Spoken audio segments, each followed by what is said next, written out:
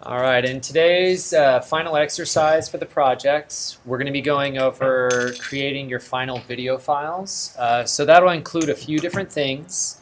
Among them, we will cover the sort of general checklist for quality checking your work, making sure everything's good to go.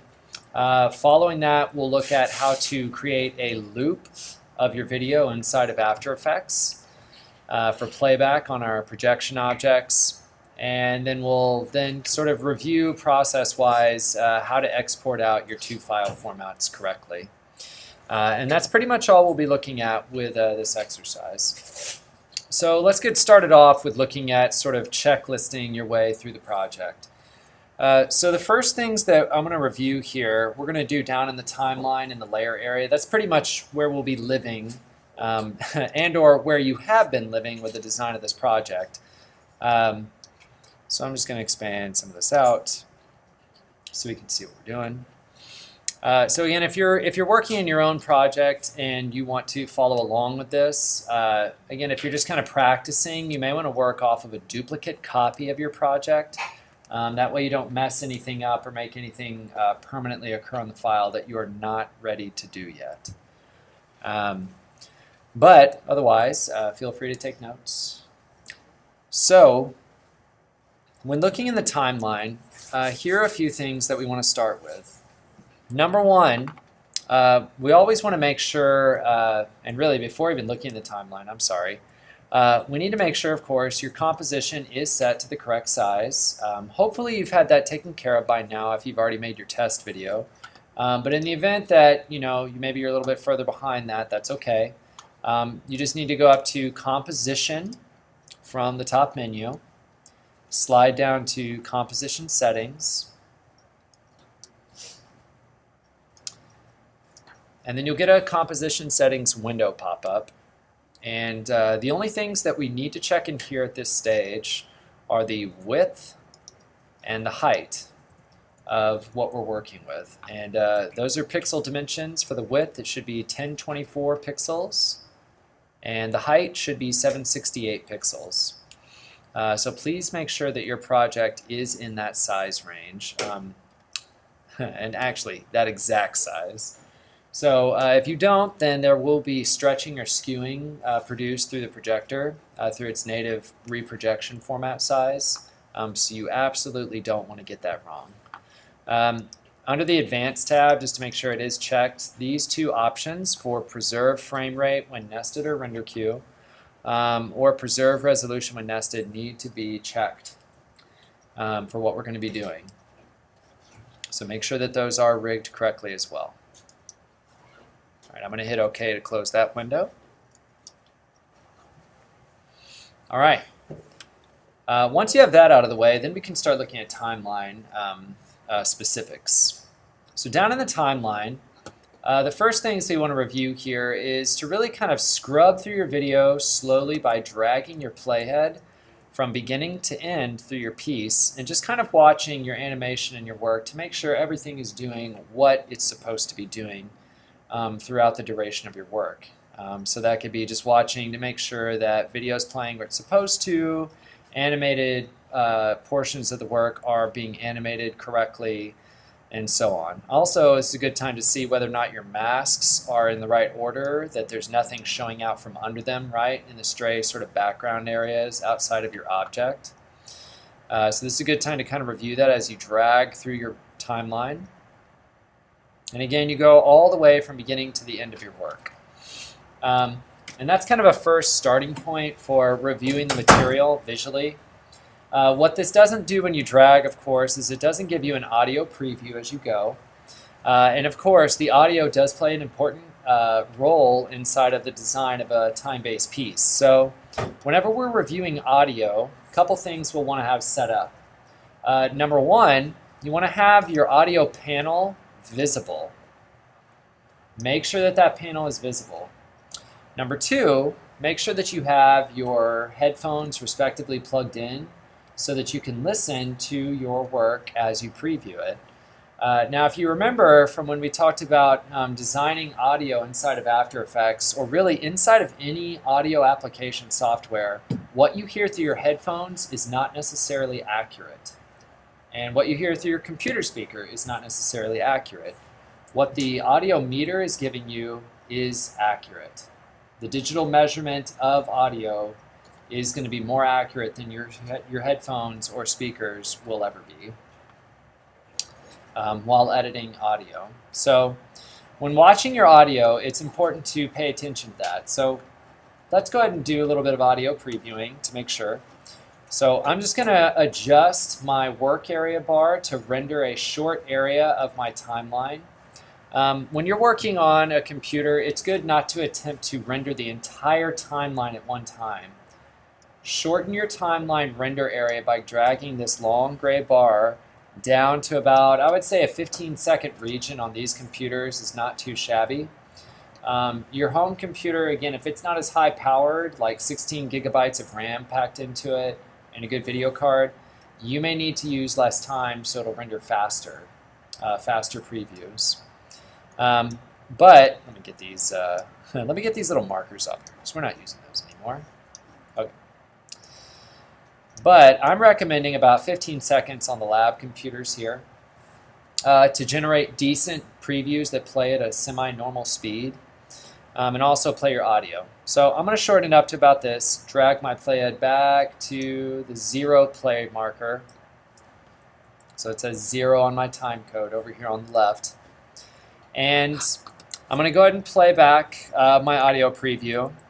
And again, when you're listening to it, you can have your audio on the computer that plays through your speakers, your headphones, up to about mid-gain, like this.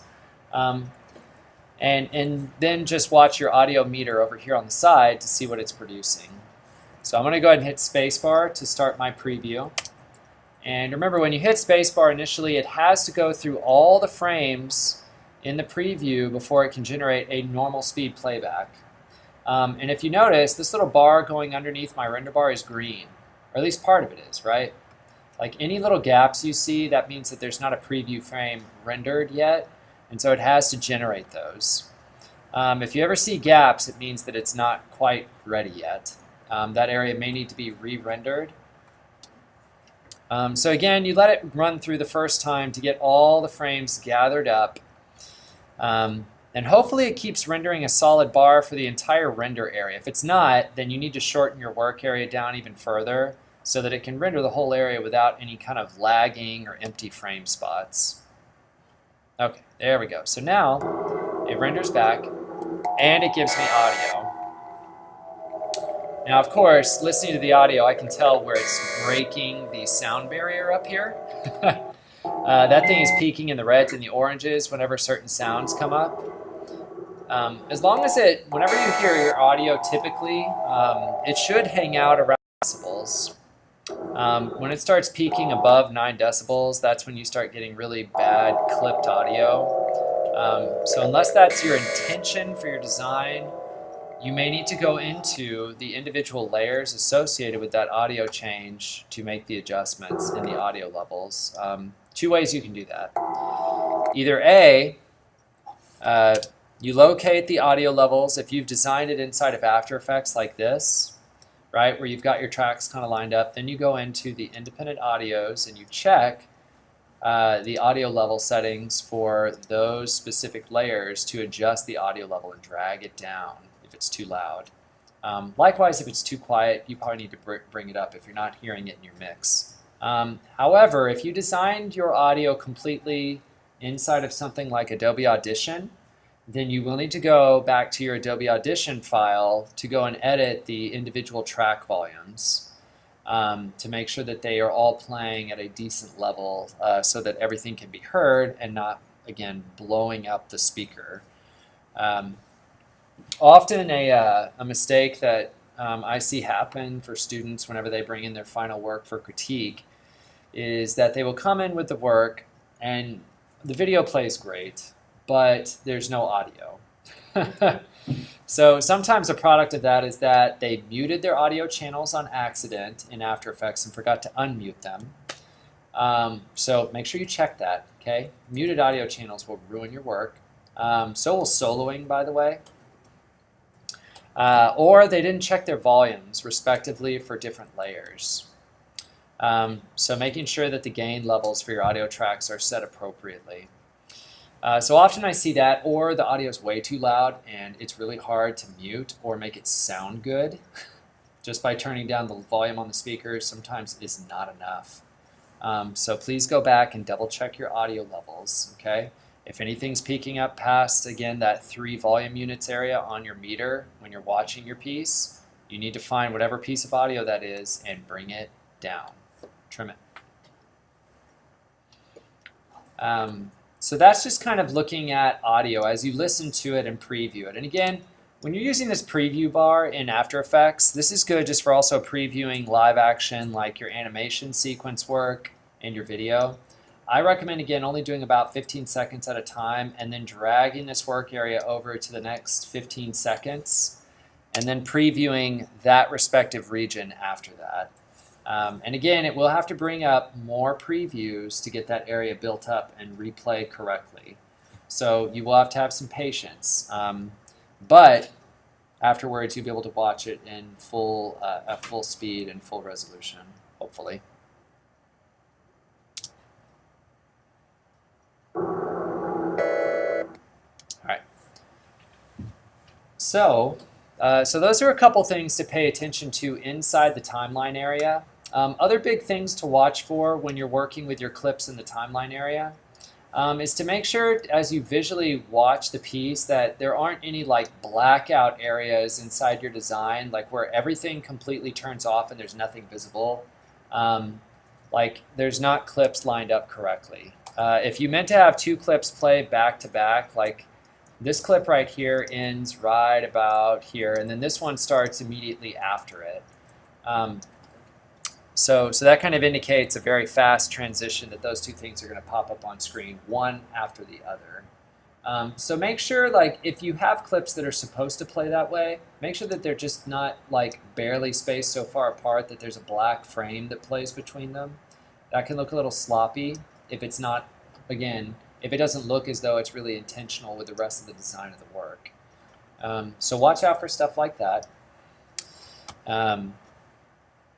One big thing you should not have in your timeline, you should not have like an intro title sequence, like it was a movie or a trailer, and you shouldn't have a credit screen play after the work. Please don't do that. Because, again, we're not making like a cinematic film or anything like that, okay? This is a looping kind of video installation. So make sure that you don't have an active title screen or, again, a credit screen for your work. All right. Other things to look at while you're in the timeline. If you haven't been watching the design of your piece, remember the time constraints for the work are anywhere between 45 seconds and a minute max. So if your work is not meeting the minimum 45-second length, then you need to go in and start making fine-tune adjustments to get it to reach that area. It does get harder, of course, to make those adjustments once you've done quite a bit of work. But again, that requirement hasn't changed. So make sure that your work is designed within a 45-second to 1-minute region, okay? So just make sure that you pull your playhead all the way to the end of your work, wherever that may be on your timeline, and then check to see what it tells you on the blue time code over on the far left. That'll tell you exactly where your work ends at. So make sure you got that correct. At least 45 seconds and no more than 1 minute. All right. So let's take a look now over in the layer stack. So over here in the layers, here are some things you want to watch out for in terms of getting this part organized and ready to go. Number one, please make sure that your top level mask is actually at the top of your layer stack. This should not be placed anywhere down below your work. It should always remain at the very top so that it blocks out imagery from the get-go. That's what that mask is designed for, since it uses the stencil alpha mode for its transfer blending. Other things to check: if you still have placeholder shapes turned on that we used as temporary placeholders for testing your projections, you can turn those off now. You do not need them unless you have actually made them a part of your design. These little placeholders no longer have a place inside your design. Remember, they were just temporary. So if you're not using them, then get rid of them. They can just be deleted. They can be deleted, or you can just turn off the eyeball for them. Easy enough.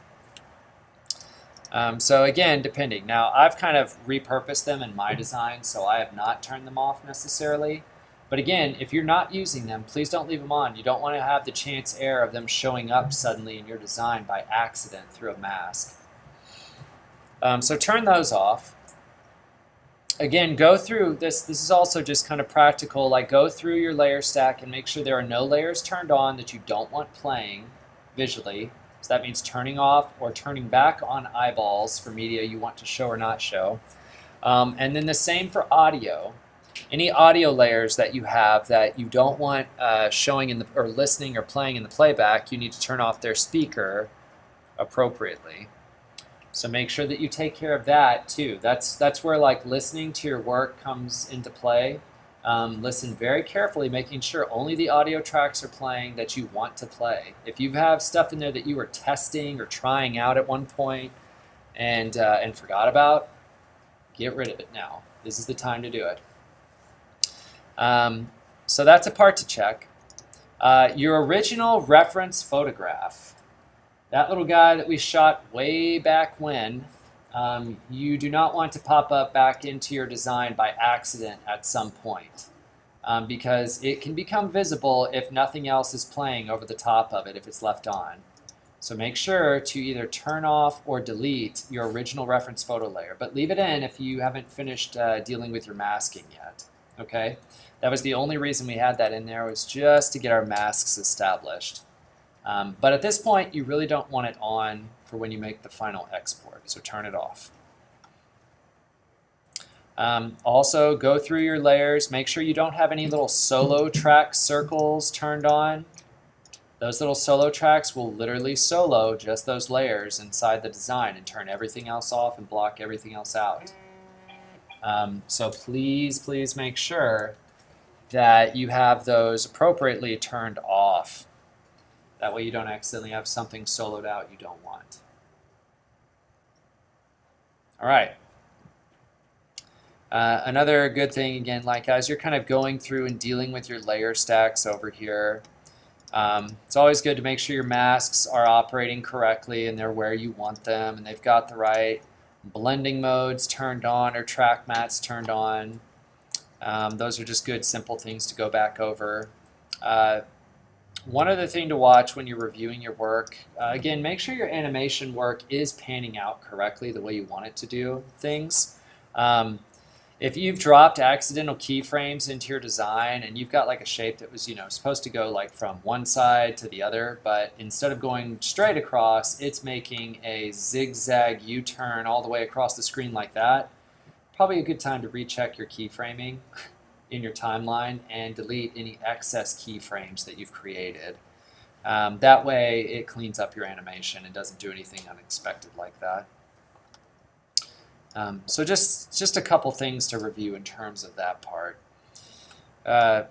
Now, once we've gone through and done that, again, that checklist, which is huge, you really have to get that out of the way properly on the front end. You don't, and you may have stuff pop up at the end that you really wish you hadn't had. And then you have to go back through the export process, and you really don't want to do that. But now what we can do is we can go ahead and move on to the next step here. So after the checklist, now we're ready to go ahead and create our looping duplicates of our timeline. So here's the method that you can use to do that. We're going to actually do what's called pre-composing our layers. So what I'm going to do is I'm going to select all of my layers. So I'm just going to grab one at a time here. So I'm going to start with the first one and then hit Command A to select all. If you're on a Mac, if you're on a PC, you can use Control in place of Command for anything that I mentioned today. But Command A will grab all layers if you select one of them. And then we're going to go up to the top menu and go to Layer. And then I'm going to drag all the way down and go to Pre-Compose.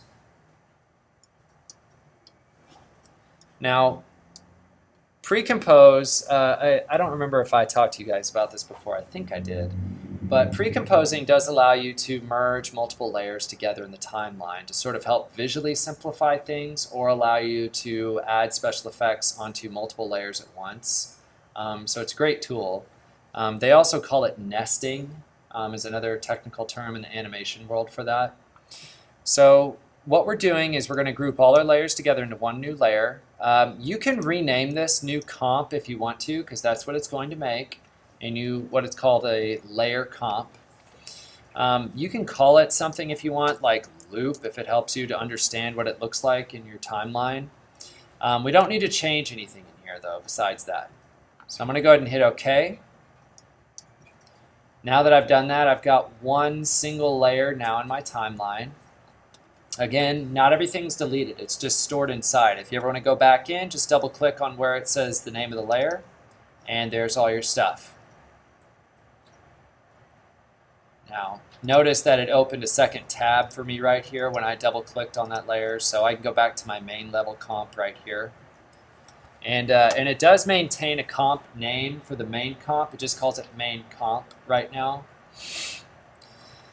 And now that we've got our first loop active in our piece, great.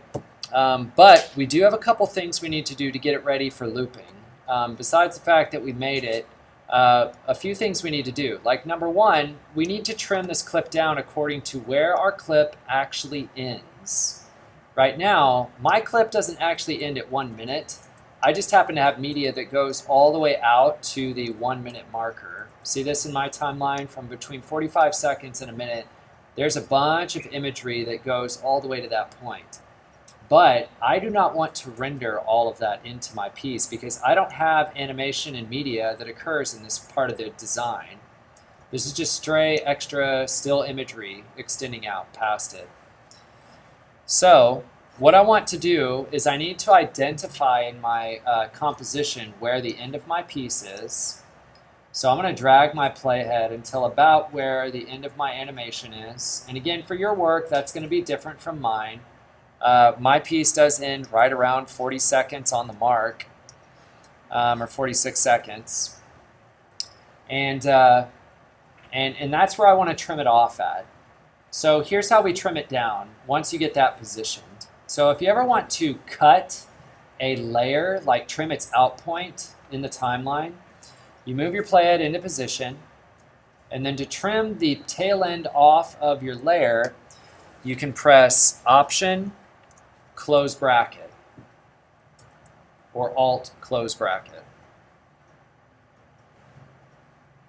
Again, if you need to trim off the end, right, like you didn't use the full minute of your timeline, you move your playhead into position where the actual end of your work is. Make sure it's precise, by the way. Wherever you mark this indicates where it starts looping back from, okay? Or where it's supposed to transition back to your first frame. So get it kind of accurate at this point. But once you got your playhead positioned, then hit Option and then close bracket, and that will trim off the back half of the clip. And so now my media ends, and it should convert to black after that. So I'm doing pretty good so far. All right, now I'm going to get my playhead repositioned to where it's right at the end right there. So I'm going to kind of line it up and then zoom in with this lower zoom tool down here below the timeline. If you use this, it actually zooms into the playhead only. And I'm just dragging this over to where it's right at the exact end of my clip. I want that to be lined up in a second for when I duplicate this clip and slide the copy over. That way I don't have to like do any extra juggling or zooming in and out. All right, so I've got that positioned. Now I'm going to go ahead and duplicate this layer. So to duplicate, we just do Command D on whatever layer you have selected, and that will duplicate it on the screen. And then after that, what I'm going to do is actually slide this duplicate layer to where it begins where my playhead starts at. So my playhead's already in position after this clip, and I want this second copy to play right after my first one. So I'm just going to hit there's a keystroke to do that on your keyboard. You can just use the open bracket, and it will slide your clip to where it goes up to starting at wherever the playhead is at. It doesn't trim the clip, by the way. It just moves it. Now, that's great, but now we got a new problem. My original timeline duration is only set for 1 minute maximum. So I only see like my first loop, and then I only see 15 seconds of the second loop. That's bad, right? I need to see that whole second loop. So what we're going to do is we're going to extend our timeline now to be up to about 2 minutes max, so I can see the full duration area of both clips. So to do that, you're going to go up to Composition from the top menu, and we're going to go to Composition Settings. And then down here at the bottom, it says 1 minute, right? Well, let's flip-flop that, and let's change it out to 2 minutes instead. And again, that's going to extend my timeline to a full duration of 2 minutes on the bar. So now I can zoom in. Notice your zoom bar up here probably got shorter. So I'm going to grab its tail here and drag it out. So there's the rest of my timeline and the rest of my clip. And so now I can see the whole thing. All right. So now that we've got that position, great. What I would suggest doing when you've gotten this far is to also kind of drag back and forth your playhead between your two clips, or even render that short little area to make sure that they are playing back to back and there's no empty black frame in between them. So I'm just going to shorten my work area and hit space and double check that it plays it back without any trouble. And it looks like it played straight through without any black frames. Yep, so nothing to worry about there.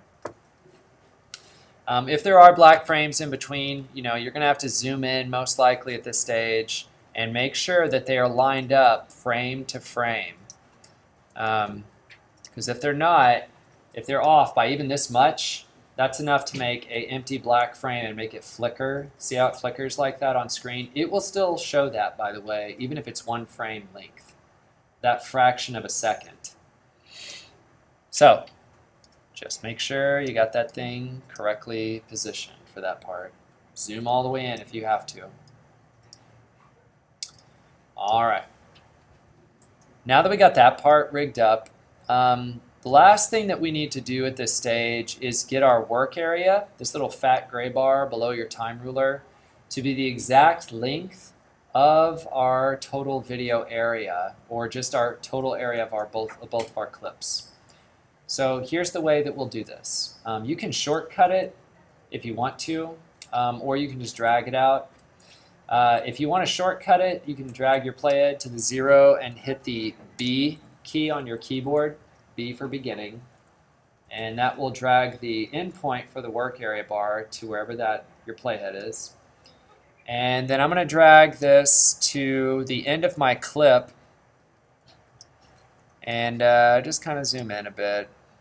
And again, I want it to render only up to the final frame. You do not want another random black frame showing after your work. So line up your playhead there, and then you can hit the N key. That's in as in no.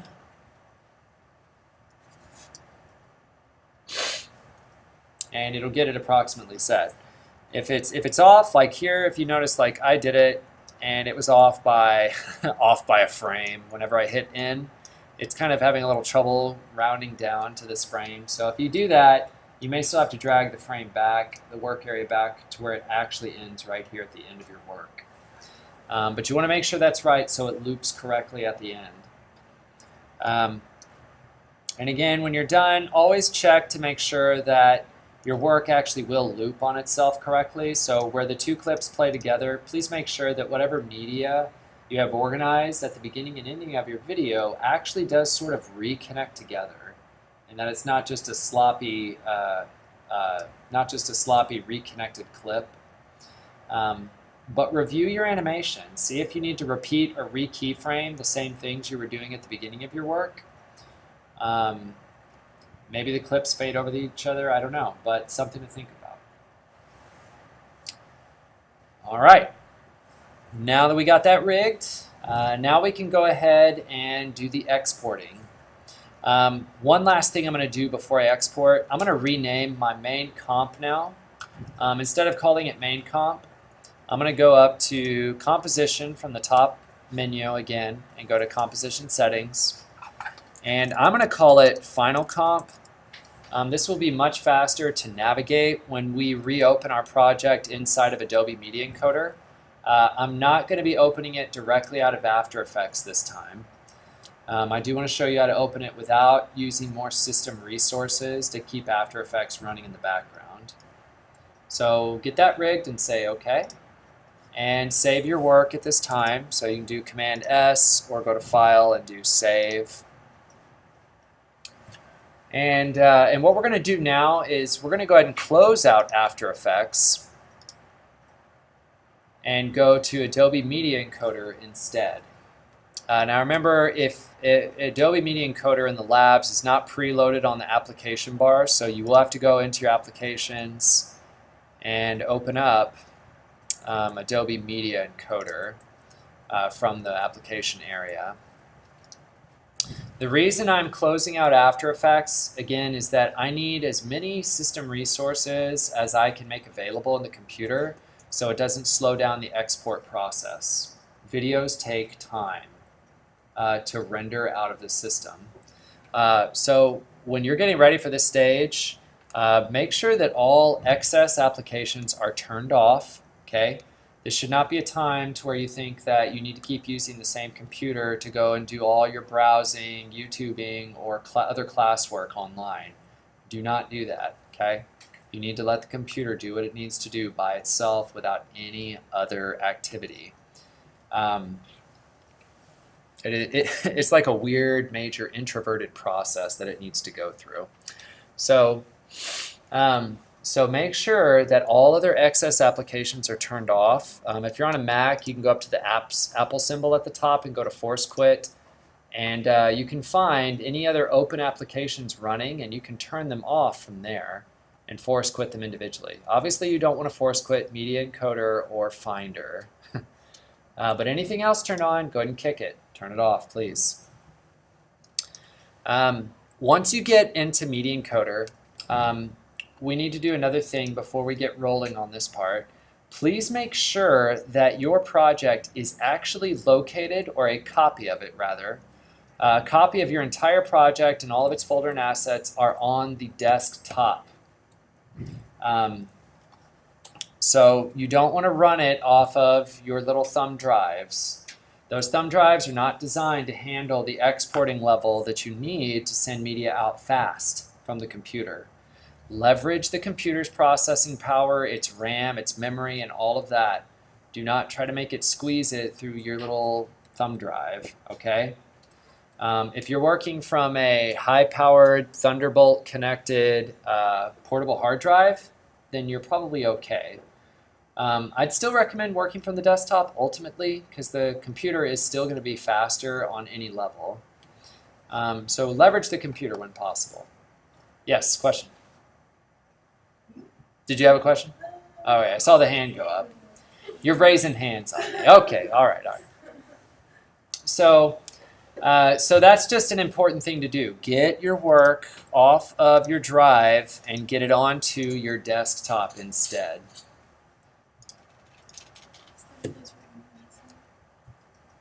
You can try over here. Yeah.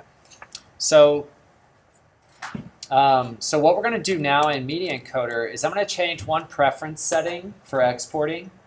So I'm going to go up and click on Media Encoder from the top bar, and I'm going to slide down to Preferences.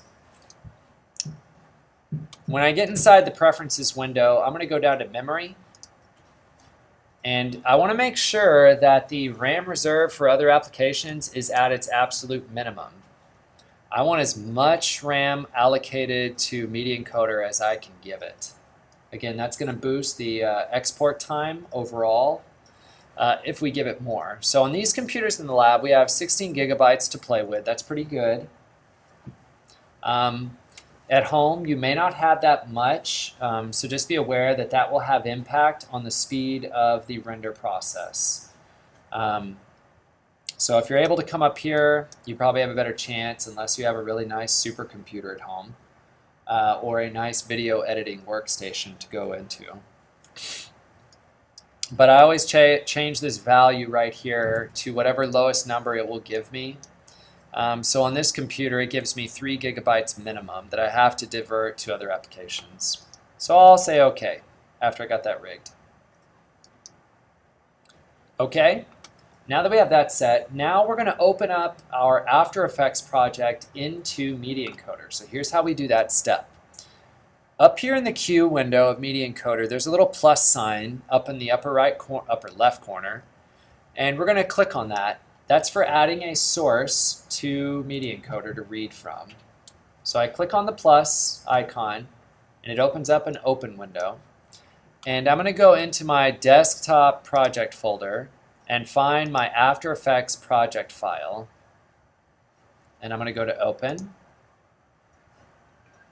When I go to open, it opens up a separate little menu, and it wants to know which composition do you want to render.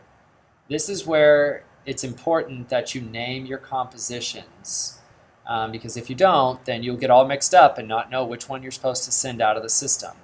That's why I had you do a minute ago, renaming your comp to final comp. So there it is in the list. Much easier to figure out besides comp 1, 2, 3, 4, pre-comp 1, pre-comp 7. That can all get pretty crazy. So we're going to select the final comp and say OK. It's going to load it up just like we've seen before when we did our little short video exports.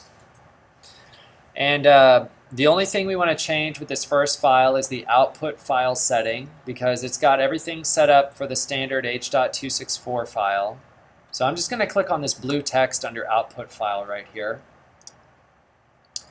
And I'm just going to make sure that it saves it to the desktop. And if I want to, I could even send it to my project folder so I keep it all together. And I'm going to rename the file. Again, this is a file that you'll turn in to me, so make sure that you have it labeled correctly. So it should be your first name, last name, spring, semester, and project 4. Get that set up using the same naming system we've used. Hit save. And then we can go ahead and render out this particular file, and we'll hit the little green playback button in the render queue to do that. And it will get started down below in the encoding window. So what's important to watch as you watch this is, again, what After Effects and what any video software has to do in order to get the video out is it looks at every single frame inside of your project. So, you know, if you have like a minute of video and everything else in your timeline, and you're working with a project that's at about 30 frames per second, you know, multiply that out times that minute times however many layers you have, and that tells you how many frames they have to figure out and recompute and put together for the final file. That's exactly what it does whenever it encodes it back into a single video file for you to watch. And that can take some time if you have lots of special effects, lots of animated keyframes, lots of audio, paired with a lot of duration. So any of those things can be a factor in the length of time it takes to get the file out. Now my file is really simple. Like, there's not a whole lot going on in the demo file, and it takes maybe 3 minutes to export it out. That's not bad, actually. That's really awesome. Don't expect that to be normal for your own file. If you want to see a preview of where your file is at right now, go ahead and go through this process with a duplicate of your file and see how long it tells you it's going to take to export it, even if it's not done yet. And that'll give you a rough sort of minimum of how long it's going to take for your work to be outputted from the system. So again, you always let this go all the way through the process. Do not stop it unless you're sure that you don't want the file it's making. Then you can just go up here to the top and hit the red stop button and it'll cancel or ask you if you really want to cancel it. But otherwise, you let it play all the way through so that it fully renders and fully encodes your H.264 file first. Now I'm going to go ahead and let this one run the race here and finish off so that we can kind of see real fast and make sure that our preview file looks good.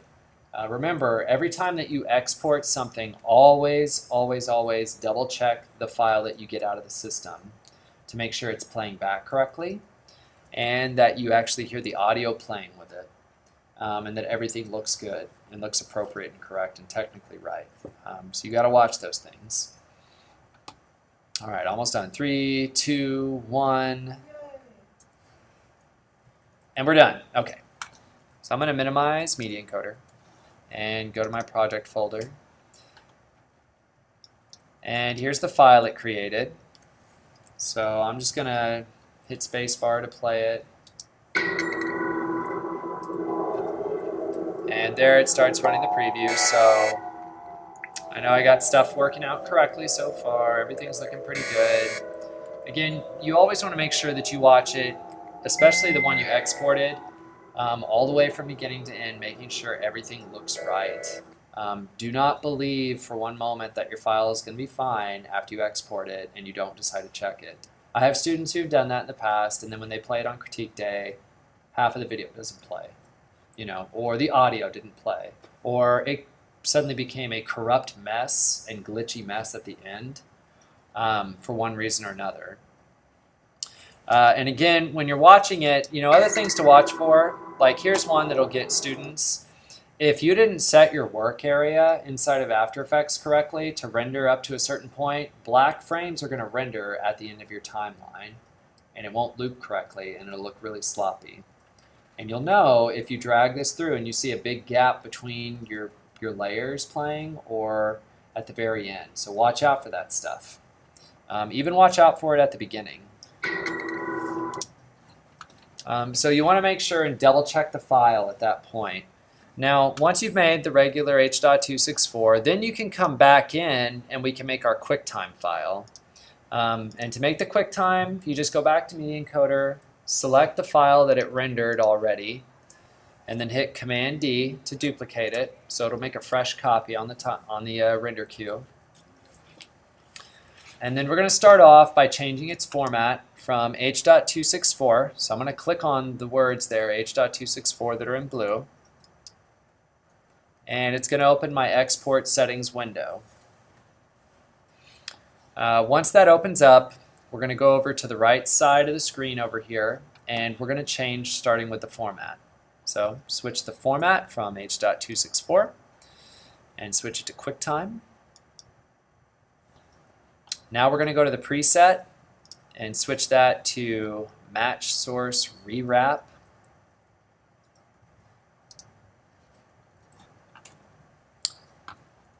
These two boxes should be checked. Make sure that they are checked for export video and export audio. If they're not, you're going to lose one or the other. A good thing to notice, this is a funny thing that'll happen, if you don't have any audio in your piece, then the export audio box doesn't really become available. It's just grayed out. And the reason it's grayed out is because you probably have all of your audio tracks muted in your original After Effects project, in which case you'll need to go back to After Effects at this point and go and double check all of your audio layers. Make sure you're not soloing anything on accident. The flip can also occur, like if you don't have an export video option, it may only give you export audio, and that means that all your video layers have been turned off accidentally at some point, or you solo tracked all of your audio when you were exporting.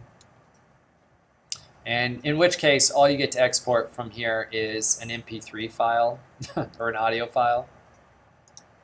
So make sure that you can check both of those boxes.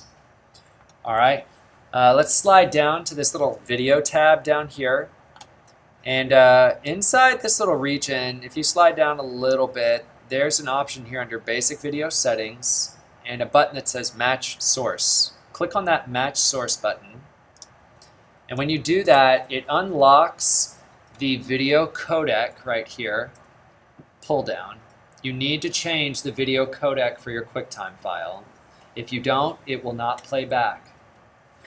So we need to switch it from the uncompressed 8-bit and go down to H.264. A good thing to know, if you're archiving your work, like you want the absolute highest quality file out, the codec to use is animation when you're doing QuickTime, just so everyone knows that. It will take forever, by the way, to render. But you get the highest quality uncompressed format out of the system. So anyway, just let you know. But for our purposes, slide down to H.264, select that. Once you do that, I'm going to slide back down and change the quality slider back to 100. That way there's the least amount of compression put or forced upon our file. Because remember, H.264 is a compression video codec. So it makes a nice smaller file size, but it does come at a cost of a little bit of quality adjustment. It is the most common setting for use with things like the web, like playing videos on YouTube. They use H.264 encoding, or Vimeo, or those kinds of places. After that, there's only a couple other things I want to mention. We don't really have to do anything else in here, but again, for more render quality, if you want to up it, they do have a render at maximum color depth that you can use, which is 24-bit is usually what's available. Usually our file comes packed like it, when we render it plain like this without checking it, it's just 8-bit color depth. But again, it's kind of variable. For our file, it really doesn't make that big of a difference. If you were making a nice big 4K video export that you wanted to show on a massive screen, you probably want this box checked. All right. And if you do check that, by the way, it does take longer in the render process. Just a little warning. The last one is down here. It says use maximum render quality. That's for rescaling videos. Like if you're going to have it played back on YouTube, you would definitely want that checked, because people can change the size of your video on their screen. And it can actually impact the quality of the playback visually on screen if you don't have it set for scalability. So that's what this setting is rigged for. But we don't need that either for our purposes. All right, after that, we can say OK at the bottom right. And now we can go ahead and hit the playback again and let it make our QuickTime file. And as you can see, the timing for the QuickTime is just about the same as the other one. So no worries there. Assuming you get your codec set correctly, everything will go smoothly. A quick point to know if your work is not exporting correctly is if the time remaining right here actually says like 24 hours, or something really ridiculous like that. It's usually an indication of one of a few things. Either A, you are running your work off of your thumb drive, okay? B, you didn't get your codecs and your file formats set correctly. So you absolutely need to make sure that you get those set right, or you could be sitting here forever waiting for your file to finish, which is a big bummer. Obviously, what I told you guys earlier affects the export time is the RAM available in your computer. So the more RAM you have, the faster this thing will pedal along. But that's just something that you need to be aware of as you go through the process of rendering it. Watch for that stuff. Like I said, to practice it out for yourself, if your file is near completion at this point and you're watching this, go ahead and test it and see how long it tells you it's going to give you on the remaining time. If it's super long, then you need to be prepared. You need to give yourself enough lead time to allow that export to change out and do its job to make the final files. It is not smart or a healthy idea to try to render on the day of critique right before critique, because it just isn't going to happen. I've had students do that, and they don't have anything to show for the entire class period because their work was pretty heavy and it took 3 hours to render. Big bummer. So please make sure that you give yourself the time you need to get your file out correctly. And again, you always want to make sure that this runs all the way from beginning to end. If your computer has a moment where it craps out or shuts down or has an error, you're probably going to have to re-export it if this bar has not reached its end and hasn't completed the job. But at any rate, always go back and check your playback file that you got to make sure everything looks good and everything sounds good. Or you will, of course, run into a lot of problems. So again, you kind of want to watch out for that stuff. Always double check your settings and always make sure that everything gets out of the system correctly. Now we can go ahead and wait for this to finish the render because it's almost done. And we'll just quickly look at it. All right.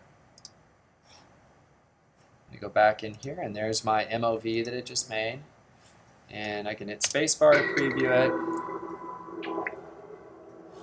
And you can even just kind of scrub through this if you want to, if you're just watching it visually. But again, always double check your audio to make sure that things are audibly playing back at the right level and or at all. And of course, make sure that it plays correctly from beginning to end.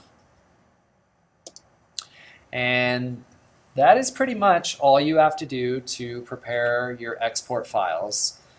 When you're bringing files in for critique, you should have these 2 videos.